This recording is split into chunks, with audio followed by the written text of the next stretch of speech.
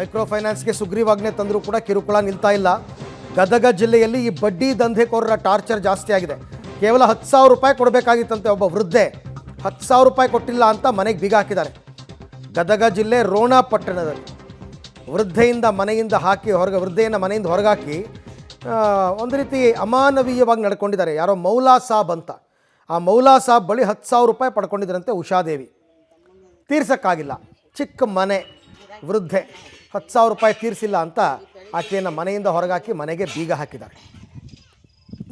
ಇದನ್ನೇ ತಡೆಗಟ್ಟಬೇಕು ಅಂತ ಹೇಳ್ತಾ ಇರೋದು. ಇಂಥವುಗಳನ್ನೇ ತಡೆಗಟ್ಟಬೇಕು. ಈಗ ಅವ್ರಿಗೆ ಅವಮಾನ ಆಯಿತು ಅಂದರೆ ಅವ್ರೇನಾದ್ರು ಹೆಚ್ಚು ಕಮ್ಮಿ ಮಾಡಿಕೊಂಡ್ರೆ, ಮಾಡ್ಕೋಬಾರ್ದು, ಬಟ್ ಮಾಡಿಕೊಂಡ್ರೆ ಯಾರು ಜವಾಬ್ದಾರಿ? ಇದೇ ತಾನೇ ನಡೀತಾ ಇರೋದು ಇಷ್ಟು ದಿವಸದಿಂದ. ಒಂದೇ ಒಂದು ದಿನದಲ್ಲಿ 5 ಜನ ಸುಸೈಡ್ ಮಾಡ್ಕೊಂಡಿದ್ದಾರೆ.